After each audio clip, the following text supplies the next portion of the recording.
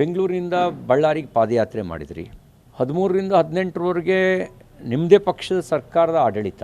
18ರಿಂದ 19ರವರೆಗೆ ಹತ್ತತ್ರ 13 ತಿಂಗಳು ನಿಮ್ಮ ಬೆಂಬಲದ ಸರ್ಕಾರ. ಈಗ ಮತ್ತೆ 2023ರಿಂದ ನಿಮ್ಮದೇ ಸರ್ಕಾರ ಇದೆ. ಅಕ್ರಮ ಗಣಿ ನಡೆಸಿದವರ ಸರ್ಕಾರದ ಬೊಕ್ಕಸ ಲೂಟಿ ಹೊಡೆದವರ ಮೇಲೆ ಕ್ರಮ ತಗೊಂಡಿದ್ದೀರಿ. ಯಾರ ಮೇಲೆ ಕ್ರಮ ತಗೊಂಡಿದ್ದೀರಿ? ನೀವು ಹೇಳಿದ್ದೇನು, ಮಾಡ್ತಿರೋದೇನು? ನಿಮ್ಮ ಬೊಕ್ಕಸ ತುಂಬಿಸ್ಕೊಳ್ಳೋ ಕೆಲಸ ಮಾಡ್ತಾಯಿದ್ದೀರಾ? ಅವ್ರನ್ನ ಬೆದರಿಸಿ ಬ್ಲ್ಯಾಕ್ ಮೇಲ್ ಮಾಡಿಕೊಂಡು ಹೈಕಮಾಂಡ್ನ ಬೊಕ್ಕಸ ತುಂಬಿಸೋ ಕೆಲಸ ಮಾಡ್ತಾಯಿದ್ದೀರಾ? ಎಚ್ ಕೆ ಪಾಟೀಲರು ಬರೆದಿರೋ ಪತ್ರ ನಿಮ್ಮ ಸರ್ಕಾರದ ಮನೋಭಾವನೆಗೆ, ನಿಮ್ಮ ಪಕ್ಷದ ಮನೋಭಾವನೆಗೆ ದೃಷ್ಟಿ ಕೊಡೋ ಪ್ರಯತ್ನ ಮಾಡಿದ್ದಾರೆ. ಆಡಳಿತದಲ್ಲಿ ಇಲ್ಲದೇ ಇದ್ದಾಗ ಆರೋಪ, ಆಡಳಿತಕ್ಕೆ ಬಂದ ಮೇಲೆ ಆರೋಪಿಗಳಿಂದ ತಮ್ಮ ಬೊಕ್ಕಸ ತುಂಬಿಸಿಕೊಳ್ಳುವ ಕೆಲಸ. ಈ ಸರ್ಕಾರ ಒಂದು ಪರಮಭ್ರಷ್ಟ ಸರ್ಕಾರ. ಒಂದು ಹಗರಣ ಇನ್ನೊಂದು ಹಗರಣವನ್ನು ಜನರ ಮನಸ್ಸಿನಿಂದ ಬದುಕಿ ಸೇರಿಸಿದೆ ಹೊರತು ಸುಳ್ಳು ಅನ್ನೋ ಸ್ಥಿತಿಯಲ್ಲಿ ಇಲ್ಲ. ಎಲ್ಲ ಇಲಾಖೆಯಲ್ಲೂ ಭ್ರಷ್ಟಾಚಾರ ತಾಂಡವವಾಡ್ತಾ ಇದೆ, ಹಪಹಪಿತನ ಎದ್ದು ಕಾಣ್ತಾ ಇದೆ. ಮತ್ತು ನಾವು ಗ್ಯಾರಂಟಿ ಕೊಟ್ಟಿದ್ದೀವಿ, ನಾವೇನು ಬೇಕಾದ್ರೂ ಲೂಟಿ ಹೊಡೆದ್ರು ಜನ ನಮ್ಮ ಜೊತೆಗೆ ನಿಲ್ತಾರೆ ಅನ್ನುವಂಥ ಮನಸ್ಥಿತಿಯಲ್ಲಿ ಮನಲಜ್ಜೆ ಅಂತೂ ಇಲ್ಲವೇ ಇಲ್ಲ.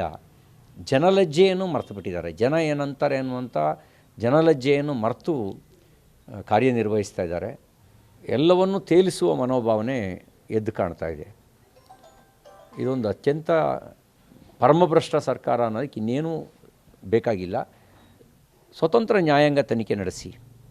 ಯಾಕೆಂದ್ರೆ ನೀವೇ ನಿಮ್ಮ ಅಧಿಕಾರಿಗಳು ನಿಮ್ಮ SITಗಳನ್ನು ನೇಮಕ ಮಾಡಿದ್ರೆ ಅವ್ರು ಮುಚ್ಚಾಕ್ತಾರೆ. ನಿಮ್ಮ ಅಣತಿಗೆ ತಕ್ಕಂತೆ ಇಲ್ಲ ಎಲ್ಲ ಸರಿ ಇದೆ, ಜಮೀರ್ ಅಹ್ಮದ್ ಶುದ್ಧ ಆಸ್ತ ಅಂತ ಇವರೇ ಹೇಳ್ಬಿಡ್ತಾರೆ. ಈ ಆಡಿಯೋ ಏನು ಹೇಳುತ್ತೆ? ಅದಕ್ಕೆ ಸ್ವತಂತ್ರ ನ್ಯಾಯಾಂಗ ತನಿಖೆ ನಡೆಸಿ, ನ್ಯಾಯಾಂಗ ತನಿಖೆ ಪೂರ್ಣ ಆಗಿ ಸತ್ಯಾಸತ್ಯತೆ ಹೊರಗೆ ಬರೋವರೆಗೂ ಜಮೀರ್ ಅಹ್ಮದ್ ರಾಜೀನಾಮೆ ಕೊಡಬೇಕು ಅಂತ ನಾನು ಆಗ್ರಹಿಸ್ತೇನೆ. ಜಮೀರ್, ನೀವು ರಾಜೀನಾಮೆ ಕೊಟ್ಟು ನೀವು ತನಿಖೆಗೆ ಕೋರಿ. ನೀವು ಪ್ರಾಮಾಣಿಕರಾಗಿದ್ದರೆ, ಆ ಪ್ರಾಮಾಣಿಕರು ನಿಮ್ಮದೇನು ನಿಮ್ಮ ಇಲಾಖೆಯಲ್ಲಿ ಭ್ರಷ್ಟಾಚಾರವೇ ನಡೆದಿಲ್ಲ ಅನ್ನೋದಾದರೆ ನಿಮ್ಮನ್ನು ಮರಳಿ ಬೇಕಾದ್ರೆ ತೊಗೊಂಡ್ಲಿ. ಆದರೆ ಈಗ ನೀವು ರಾಜೀನಾಮೆ ಕೊಡಿ. ಅವರು ರಾಜೀನಾಮೆ ಕೊಡದೇ ಇದ್ದರೆ, ಮುಖ್ಯಮಂತ್ರಿಗಳೇ ನಿಮ್ಮದು ಭ್ರಷ್ಟ ಸರ್ಕಾರ ಅಲ್ಲ ಅನ್ನೋದಾದರೆ ನೀವು ರಾಜೀನಾಮೆ ತಗೊಂಡು ಹಾಲಿ ಹೈಕೋರ್ಟ್ ನ್ಯಾಯಾಧೀಶರಿಂದ ತನಿಖೆ ನಡೆಸಿ. ಇಲ್ಲದೇ ಇದ್ದರೆ ನೀವು ಭ್ರಷ್ಟರು, ನಿಮ್ಮ ಕೆಳಗಡೆ ಇರುವಂಥ ನಿಮ್ಮ ಮಂತ್ರಿಮಂಡಲವೂ ಭ್ರಷ್ಟ ಮಂತ್ರಿಮಂಡಲ ಅನ್ನೋದು ಸ್ಪಷ್ಟ ಆಗುತ್ತೆ. ಬೆಂಗಳೂರಿನಿಂದ ಬಳ್ಳಾರಿಗೆ ಪಾದಯಾತ್ರೆ ಮಾಡಿದ್ರಿ. 13ರಿಂದ 18ರವರೆಗೆ ನಿಮ್ಮದೇ ಪಕ್ಷದ ಸರ್ಕಾರದ ಆಡಳಿತ. 18ರಿಂದ 19ರವರೆಗೆ ಹತ್ತತ್ರ 13 ತಿಂಗಳು ನಿಮ್ಮ ಬೆಂಬಲದ ಸರ್ಕಾರ. ಈಗ ಮತ್ತೆ 2023ರಿಂದ ನಿಮ್ಮದೇ ಸರ್ಕಾರ ಇದೆ. ಅಕ್ರಮ ಗಣಿ ನಡೆಸಿದವರ ಸರ್ಕಾರದ ಬೊಕ್ಕಸ ಲೂಟಿ ಹೊಡೆದವರ ಮೇಲೆ ಕ್ರಮ ತಗೊಂಡಿದ್ದೀರಿ. ಯಾರ ಮೇಲೆ ಕ್ರಮ ತಗೊಂಡಿದ್ದೀರಿ? ನೀವು ಹೇಳಿದ್ದೇನು, ಮಾಡ್ತಿರೋದೇನು? ನಿಮ್ಮ ಬೊಕ್ಕಸ ತುಂಬಿಸ್ಕೊಳ್ಳೋ ಕೆಲಸ ಮಾಡ್ತಾಯಿದ್ದೀರಾ? ಅವ್ರನ್ನ ಬೆದರಿಸಿ ಬ್ಲ್ಯಾಕ್ ಮೇಲ್ ಮಾಡಿಕೊಂಡು ಹೈಕಮಾಂಡ್ನ ಬೊಕ್ಕಸ ತುಂಬಿಸೋ ಕೆಲಸ ಮಾಡ್ತಾಯಿದ್ದೀರಾ? ಎಚ್ ಕೆ ಪಾಟೀಲರು ಬರೆದಿರೋ ಪತ್ರ ನಿಮ್ಮ ಸರ್ಕಾರದ ಮನೋಭಾವನೆಗೆ, ನಿಮ್ಮ ಪಕ್ಷದ ಮನೋಭಾವನೆಗೆ ದೃಷ್ಟಿ ಕೊಡೋ ಪ್ರಯತ್ನ ಮಾಡಿದ್ದಾರೆ. ಆಡಳಿತದಲ್ಲಿ ಇಲ್ಲದೇ ಇದ್ದಾಗ ಆರೋಪ, ಆಡಳಿತಕ್ಕೆ ಬಂದ ಮೇಲೆ ಆರೋಪಿಗಳಿಂದ ತಮ್ಮ ಬೊಕ್ಕಸ ತುಂಬಿಸಿಕೊಳ್ಳುವ ಕೆಲಸ. ಈ ಸರ್ಕಾರ ಒಂದು ಪರಮಭ್ರಷ್ಟ ಸರ್ಕಾರ. ಒಂದು ಹಗರಣ ಇನ್ನೊಂದು ಹಗರಣವನ್ನು ಜನರ ಮನಸ್ಸಿನಿಂದ ಬದುಕಿ ಸೇರಿಸಿದೆ ಹೊರತು ಸುಳ್ಳು ಅನ್ನೋ ಸ್ಥಿತಿಯಲ್ಲಿ ಇಲ್ಲ. ಎಲ್ಲ ಇಲಾಖೆಯಲ್ಲೂ ಭ್ರಷ್ಟಾಚಾರ ತಾಂಡವವಾಡ್ತಾ ಇದೆ, ಹಪಹಪಿತನ ಎದ್ದು ಕಾಣ್ತಾ ಇದೆ. ಮತ್ತು ನಾವು ಗ್ಯಾರಂಟಿ ಕೊಟ್ಟಿದ್ದೀವಿ, ನಾವೇನು ಬೇಕಾದ್ರೂ ಲೂಟಿ ಹೊಡೆದ್ರು ಜನ ನಮ್ಮ ಜೊತೆಗೆ ನಿಲ್ತಾರೆ ಅನ್ನುವಂಥ ಮನಸ್ಥಿತಿಯಲ್ಲಿ ಮನಲಜ್ಜೆ ಅಂತೂ ಇಲ್ಲವೇ ಇಲ್ಲ. ಜನಲಜ್ಜೆಯನ್ನು ಮರೆತು ಬಿಟ್ಟಿದ್ದಾರೆ. ಜನ ಏನಂತಾರೆ ಅನ್ನುವಂಥ ಜನಲಜ್ಜೆಯನ್ನು ಮರೆತು ಕಾರ್ಯನಿರ್ವಹಿಸ್ತಾ ಇದ್ದಾರೆ. ಎಲ್ಲವನ್ನೂ ತೇಲಿಸುವ ಮನೋಭಾವನೆ ಎದ್ದು ಕಾಣ್ತಾ ಇದೆ. ಇದೊಂದು ಅತ್ಯಂತ ಪರಮಭ್ರಷ್ಟ ಸರ್ಕಾರ ಅನ್ನೋದಕ್ಕೆ ಇನ್ನೇನೂ ಬೇಕಾಗಿಲ್ಲ. ಸ್ವತಂತ್ರ ನ್ಯಾಯಾಂಗ ತನಿಖೆ ನಡೆಸಿ. ಯಾಕೆಂದ್ರೆ ನೀವೇ ನಿಮ್ಮ ಅಧಿಕಾರಿಗಳು ನಿಮ್ಮ SITಗಳನ್ನು ನೇಮಕ ಮಾಡಿದ್ರೆ ಅವ್ರು ಮುಚ್ಚಾಕ್ತಾರೆ. ನಿಮ್ಮ ಅಣತಿಗೆ ತಕ್ಕಂತೆ ಇಲ್ಲ ಎಲ್ಲ ಸರಿ ಇದೆ, ಜಮೀರ್ ಅಹ್ಮದ್ ಶುದ್ಧ ಆಸ್ತ ಅಂತ ಇವರೇ ಹೇಳ್ಬಿಡ್ತಾರೆ. ಈ ಆಡಿಯೋ ಏನು ಹೇಳುತ್ತೆ, ಅದಕ್ಕೆ ಸ್ವತಂತ್ರ ನ್ಯಾಯಾಂಗ ತನಿಖೆ ನಡೆಸಿ, ನ್ಯಾಯಾಂಗ ತನಿಖೆ ಪೂರ್ಣ ಆಗಿ ಸತ್ಯಾಸತ್ಯತೆ ಹೊರಗೆ ಬರೋವರೆಗೂ ಜಮೀರ್ ಅಹ್ಮದ್ ರಾಜೀನಾಮೆ ಕೊಡಬೇಕು ಅಂತ ನಾನು ಆಗ್ರಹಿಸ್ತೇನೆ. ಜಮೀರ್, ನೀವು ರಾಜೀನಾಮೆ ಕೊಟ್ಟು ನೀವು ತನಿಖೆಗೆ ಕೋರಿ. ನೀವು ಪ್ರಾಮಾಣಿಕರಾಗಿದ್ದರೆ, ಆ ಪ್ರಾಮಾಣಿಕರು ನಿಮ್ಮದೇನು ನಿಮ್ಮ ಇಲಾಖೆಯಲ್ಲಿ ಭ್ರಷ್ಟಾಚಾರವೇ ನಡೆದಿಲ್ಲ ಅನ್ನೋದಾದರೆ ನಿಮ್ಮನ್ನು ಮರಳಿ ಬೇಕಾದ್ರೆ ತೊಗೊಳ್ಳಿ, ಆದರೆ ಈಗ ನೀವು ರಾಜೀನಾಮೆ ಕೊಡಿ. ಅವ್ರು ರಾಜೀನಾಮೆ ಕೊಡದೇ ಇದ್ದರೆ, ಮುಖ್ಯಮಂತ್ರಿಗಳೇ ನಿಮ್ಮದು ಭ್ರಷ್ಟ ಸರ್ಕಾರ ಅಲ್ಲ ಅನ್ನೋದಾದರೆ ನೀವು ರಾಜೀನಾಮೆ ತಗೊಂಡು ಹಾಲಿ ಹೈಕೋರ್ಟ್ ನ್ಯಾಯಾಧೀಶರಿಂದ ತನಿಖೆ ನಡೆಸಿ.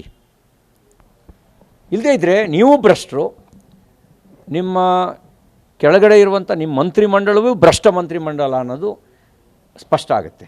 ಬೆಂಗಳೂರಿನಿಂದ ಬಳ್ಳಾರಿಗೆ ಪಾದಯಾತ್ರೆ ಮಾಡಿದ್ರಿ. 13ರಿಂದ 18ರವರೆಗೆ ನಿಮ್ಮದೇ ಪಕ್ಷದ ಸರ್ಕಾರದ ಆಡಳಿತ. 18ರಿಂದ 19ರವರೆಗೆ ಹತ್ತತ್ರ 13 ತಿಂಗಳು ನಿಮ್ಮ ಬೆಂಬಲದ ಸರ್ಕಾರ. ಈಗ ಮತ್ತೆ 2023ರಿಂದ ನಿಮ್ಮದೇ ಸರ್ಕಾರ ಇದೆ. ಅಕ್ರಮ ಗಣಿ ನಡೆಸಿದವರ ಸರ್ಕಾರದ ಬೊಕ್ಕಸ ಲೂಟಿ ಹೊಡೆದವರ ಮೇಲೆ ಕ್ರಮ ತಗೊಂಡಿದ್ದೀರಿ. ಯಾರ ಮೇಲೆ ಕ್ರಮ ತಗೊಂಡಿದ್ದೀರಿ? ನೀವು ಹೇಳಿದ್ದೇನು, ಮಾಡ್ತಿರೋದೇನು? ನಿಮ್ಮ ಬೊಕ್ಕಸ ತುಂಬಿಸ್ಕೊಳ್ಳೋ ಕೆಲಸ ಮಾಡ್ತಾಯಿದ್ದೀರಾ? ಅವ್ರನ್ನ ಬೆದರಿಸಿ ಬ್ಲ್ಯಾಕ್ ಮೇಲ್ ಮಾಡಿಕೊಂಡು ಹೈಕಮಾಂಡ್ನ ಬೊಕ್ಕಸ ತುಂಬಿಸೋ ಕೆಲಸ ಮಾಡ್ತಾಯಿದ್ದೀರಾ? ಎಚ್ ಕೆ ಪಾಟೀಲರು ಬರೆದಿರೋ ಪತ್ರ ನಿಮ್ಮ ಸರ್ಕಾರದ ಮನೋಭಾವನೆಗೆ, ನಿಮ್ಮ ಪಕ್ಷದ ಮನೋಭಾವನೆಗೆ ದೃಷ್ಟಿ ಕೊಡೋ ಪ್ರಯತ್ನ ಮಾಡಿದ್ದಾರೆ. ಆಡಳಿತದಲ್ಲಿ ಇಲ್ಲದೇ ಇದ್ದಾಗ ಆರೋಪ, ಆಡಳಿತಕ್ಕೆ ಬಂದ ಮೇಲೆ ಆರೋಪಿಗಳಿಂದ ತಮ್ಮ ಬೊಕ್ಕಸ ತುಂಬಿಸಿಕೊಳ್ಳುವ ಕೆಲಸ. ಈ ಸರ್ಕಾರ ಒಂದು ಪರಮಭ್ರಷ್ಟ ಸರ್ಕಾರ. ಒಂದು ಹಗರಣ ಇನ್ನೊಂದು ಹಗರಣವನ್ನು ಜನರ ಮನಸ್ಸಿನಿಂದ ಬದುಕಿಸರಿಸಿದೆ ಹೊರತು ಸುಳ್ಳು ಅನ್ನೋ ಸ್ಥಿತಿಯಲ್ಲಿ ಇಲ್ಲ. ಎಲ್ಲ ಇಲಾಖೆಯಲ್ಲೂ ಭ್ರಷ್ಟಾಚಾರ ತಾಂಡವವಾಡ್ತಾಯಿದೆ, ಹಪಹಪಿತನ ಎದ್ದು ಕಾಣ್ತಾ ಇದೆ. ಮತ್ತು ನಾವು ಗ್ಯಾರಂಟಿ ಕೊಟ್ಟಿದ್ದೀವಿ, ನಾವೇನು ಬೇಕಾದ್ರೂ ಲೂಟಿ ಹೊಡೆದ್ರು ಜನ ನಮ್ಮ ಜೊತೆಗೆ ನಿಲ್ತಾರೆ ಅನ್ನುವಂಥ ಮನಸ್ಥಿತಿಯಲ್ಲಿ ಮನಲಜ್ಜೆ ಅಂತೂ ಇಲ್ಲವೇ ಇಲ್ಲ. ಜನಲಜ್ಜೆಯನ್ನು ಮರೆತು ಬಿಟ್ಟಿದ್ದಾರೆ. ಜನ ಏನಂತಾರೆ ಅನ್ನುವಂಥ ಜನಲಜ್ಜೆಯನ್ನು ಮರೆತು ಕಾರ್ಯನಿರ್ವಹಿಸ್ತಾ ಇದ್ದಾರೆ. ಎಲ್ಲವನ್ನೂ ತೇಲಿಸುವ ಮನೋಭಾವನೆ ಎದ್ದು ಕಾಣ್ತಾ ಇದೆ. ಇದೊಂದು ಅತ್ಯಂತ ಪರಮಭ್ರಷ್ಟ ಸರ್ಕಾರ ಅನ್ನೋದಕ್ಕೆ ಇನ್ನೇನೂ ಬೇಕಾಗಿಲ್ಲ. ಸ್ವತಂತ್ರ ನ್ಯಾಯಾಂಗ ತನಿಖೆ ನಡೆಸಿ. ಯಾಕೆಂದ್ರೆ ನೀವೇ ನಿಮ್ಮ ಅಧಿಕಾರಿಗಳು ನಿಮ್ಮ SITಗಳನ್ನು ನೇಮಕ ಮಾಡಿದ್ರೆ ಅವ್ರು ಮುಚ್ಚಾಕ್ತಾರೆ. ನಿಮ್ಮ ಅಣತಿಗೆ ತಕ್ಕಂತೆ ಇಲ್ಲ ಎಲ್ಲ ಸರಿ ಇದೆ, ಜಮೀರ್ ಅಹ್ಮದ್ ಶುದ್ಧ ಹಸ್ತ ಅಂತ ಇವರೇ ಹೇಳ್ಬಿಡ್ತಾರೆ. ಈ ಆಡಿಯೋ ಏನು ಹೇಳುತ್ತೆ, ಅದಕ್ಕೆ ಸ್ವತಂತ್ರ ನ್ಯಾಯಾಂಗ ತನಿಖೆ ನಡೆಸಿ, ನ್ಯಾಯಾಂಗ ತನಿಖೆ ಪೂರ್ಣ ಆಗಿ ಸತ್ಯಾಸತ್ಯತೆ ಹೊರಗೆ ಬರೋವರೆಗೂ ಜಮೀರ್ ಅಹ್ಮದ್ ರಾಜೀನಾಮೆ ಕೊಡಬೇಕು ಅಂತ ನಾನು ಆಗ್ರಹಿಸ್ತೇನೆ. ಜಮೀರ್, ನೀವು ರಾಜೀನಾಮೆ ಕೊಟ್ಟು ನೀವು ತನಿಖೆಗೆ ಕೋರಿ.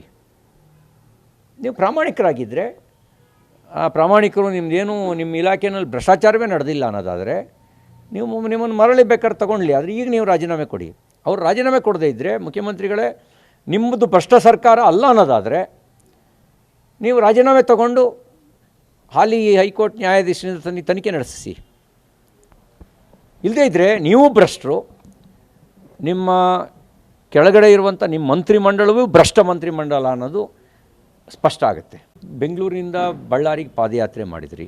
13ರಿಂದ 18ರವರೆಗೆ ನಿಮ್ಮದೇ ಪಕ್ಷದ ಸರ್ಕಾರದ ಆಡಳಿತ. 18ರಿಂದ 19ರವರೆಗೆ ಹತ್ತತ್ರ 13 ತಿಂಗಳು ನಿಮ್ಮ ಬೆಂಬಲದ ಸರ್ಕಾರ. ಈಗ ಮತ್ತೆ 2023ರಿಂದ ನಿಮ್ಮದೇ ಸರ್ಕಾರ ಇದೆ. ಅಕ್ರಮ ಗಣಿ ನಡೆಸಿದವರ ಸರ್ಕಾರದ ಬೊಕ್ಕಸ ಲೂಟಿ ಹೊಡೆದವರ ಮೇಲೆ ಕ್ರಮ ತಗೊಂಡಿದ್ದೀರಿ. ಯಾರ ಮೇಲೆ ಕ್ರಮ ತಗೊಂಡಿದ್ದೀರಿ? ನೀವು ಹೇಳಿದ್ದೇನು, ಮಾಡ್ತಿರೋದೇನು? ನಿಮ್ಮ ಬೊಕ್ಕಸ ತುಂಬಿಸ್ಕೊಳ್ಳೋ ಕೆಲಸ ಮಾಡ್ತಾಯಿದ್ದೀರಾ? ಅವ್ರನ್ನ ಬೆದರಿಸಿ ಬ್ಲ್ಯಾಕ್ ಮೇಲ್ ಮಾಡಿಕೊಂಡು ಹೈಕಮಾಂಡ್ನ ಬೊಕ್ಕಸ ತುಂಬಿಸೋ ಕೆಲಸ ಮಾಡ್ತಾಯಿದ್ದೀರಾ? ಎಚ್ ಕೆ ಪಾಟೀಲರು ಬರೆದಿರೋ ಪತ್ರ ನಿಮ್ಮ ಸರ್ಕಾರದ ಮನೋಭಾವನೆಗೆ, ನಿಮ್ಮ ಪಕ್ಷದ ಮನೋಭಾವನೆಗೆ ದೃಷ್ಟಿ ಕೊಡೋ ಪ್ರಯತ್ನ ಮಾಡಿದ್ದಾರೆ. ಆಡಳಿತದಲ್ಲಿ ಇಲ್ಲದೇ ಇದ್ದಾಗ ಆರೋಪ, ಆಡಳಿತಕ್ಕೆ ಬಂದ ಮೇಲೆ ಆರೋಪಿಗಳಿಂದ ತಮ್ಮ ಬೊಕ್ಕಸ ತುಂಬಿಸಿಕೊಳ್ಳುವ ಕೆಲಸ. ಈ ಸರ್ಕಾರ ಒಂದು ಪರಮಭ್ರಷ್ಟ ಸರ್ಕಾರ. ಒಂದು ಹಗರಣ ಇನ್ನೊಂದು ಹಗರಣವನ್ನು ಜನರ ಮನಸ್ಸಿನಿಂದ ಬದುಕಿಸರಿಸಿದೆ ಹೊರತು ಸುಳ್ಳು ಅನ್ನೋ ಸ್ಥಿತಿಯಲ್ಲಿ ಇಲ್ಲ. ಎಲ್ಲ ಇಲಾಖೆಯಲ್ಲೂ ಭ್ರಷ್ಟಾಚಾರ ತಾಂಡವವಾಡ್ತಾ ಇದೆ, ಹಪಹಪಿತನ ಎದ್ದು ಕಾಣ್ತಾ ಇದೆ. ಮತ್ತು ನಾವು ಗ್ಯಾರಂಟಿ ಕೊಟ್ಟಿದ್ದೀವಿ, ನಾವೇನು ಬೇಕಾದ್ರೂ ಲೂಟಿ ಹೊಡೆದ್ರು ಜನ ನಮ್ಮ ಜೊತೆಗೆ ನಿಲ್ತಾರೆ ಅನ್ನುವಂಥ ಮನಸ್ಥಿತಿಯಲ್ಲಿ ಮನಲಜ್ಜೆ ಅಂತೂ ಇಲ್ಲವೇ ಇಲ್ಲ. ಜನಲಜ್ಜೆಯನ್ನು ಮರೆತು ಬಿಟ್ಟಿದ್ದಾರೆ. ಜನ ಏನಂತಾರೆ ಅನ್ನುವಂಥ ಜನಲಜ್ಜೆಯನ್ನು ಮರೆತು ಕಾರ್ಯನಿರ್ವಹಿಸ್ತಾ ಇದ್ದಾರೆ. ಎಲ್ಲವನ್ನು ತೇಲಿಸುವ ಮನೋಭಾವನೆ ಎದ್ದು ಕಾಣ್ತಾ ಇದೆ. ಇದೊಂದು ಅತ್ಯಂತ ಪರಮಭ್ರಷ್ಟ ಸರ್ಕಾರ ಅನ್ನೋದಕ್ಕೆ ಇನ್ನೇನೂ ಬೇಕಾಗಿಲ್ಲ. ಸ್ವತಂತ್ರ ನ್ಯಾಯಾಂಗ ತನಿಖೆ ನಡೆಸಿ. ಯಾಕೆಂದ್ರೆ ನೀವೇ ನಿಮ್ಮ ಅಧಿಕಾರಿಗಳು ನಿಮ್ಮ SITಗಳನ್ನು ನೇಮಕ ಮಾಡಿದ್ರೆ ಅವ್ರು ಮುಚ್ಚಾಕ್ತಾರೆ. ನಿಮ್ಮ ಅಣತಿಗೆ ತಕ್ಕಂತೆ ಇಲ್ಲ ಎಲ್ಲ ಸರಿ ಇದೆ, ಜಮೀರ್ ಅಹ್ಮದ್ ಶುದ್ಧ ಆಸ್ತ ಅಂತ ಇವರೇ ಹೇಳ್ಬಿಡ್ತಾರೆ. ಈ ಆಡಿಯೋ ಏನು ಹೇಳುತ್ತೆ? ಅದಕ್ಕೆ ಸ್ವತಂತ್ರ ನ್ಯಾಯಾಂಗ ತನಿಖೆ ನಡೆಸಿ, ನ್ಯಾಯಾಂಗ ತನಿಖೆ ಪೂರ್ಣ ಆಗಿ ಸತ್ಯಾಸತ್ಯತೆ ಹೊರಗೆ ಬರೋವರೆಗೂ ಜಮೀರ್ ಅಹ್ಮದ್ ರಾಜೀನಾಮೆ ಕೊಡಬೇಕು ಅಂತ ನಾನು ಆಗ್ರಹಿಸ್ತೇನೆ. ಜಮೀರ್, ನೀವು ರಾಜೀನಾಮೆ ಕೊಟ್ಟು ನೀವು ತನಿಖೆಗೆ ಕೋರಿ. ನೀವು ಪ್ರಾಮಾಣಿಕರಾಗಿದ್ದರೆ, ಆ ಪ್ರಾಮಾಣಿಕರು ನಿಮ್ಮದೇನು ನಿಮ್ಮ ಇಲಾಖೆಯಲ್ಲಿ ಭ್ರಷ್ಟಾಚಾರವೇ ನಡೆದಿಲ್ಲ ಅನ್ನೋದಾದರೆ ನಿಮ್ಮನ್ನು ಮರಳಿ ಬೇಕಾದ್ರೆ ತಗೊಳ್ಳಿ. ಆದರೆ ಈಗ ನೀವು ರಾಜೀನಾಮೆ ಕೊಡಿ. ಅವ್ರು ರಾಜೀನಾಮೆ ಕೊಡದೇ ಇದ್ದರೆ, ಮುಖ್ಯಮಂತ್ರಿಗಳೇ ನಿಮ್ಮದು ಭ್ರಷ್ಟ ಸರ್ಕಾರ ಅಲ್ಲ ಅನ್ನೋದಾದರೆ ನೀವು ರಾಜೀನಾಮೆ ತಗೊಂಡು ಹಾಲಿ ಹೈಕೋರ್ಟ್ ನ್ಯಾಯಾಧೀಶರಿಂದ ತನಿಖೆ ನಡೆಸಿ. ಇಲ್ಲದೇ ಇದ್ದರೆ ನೀವು ಭ್ರಷ್ಟರು, ನಿಮ್ಮ ಕೆಳಗಡೆ ಇರುವಂಥ ನಿಮ್ಮ ಮಂತ್ರಿಮಂಡಲವೂ ಭ್ರಷ್ಟ ಮಂತ್ರಿಮಂಡಲ ಅನ್ನೋದು ಸ್ಪಷ್ಟ ಆಗುತ್ತೆ.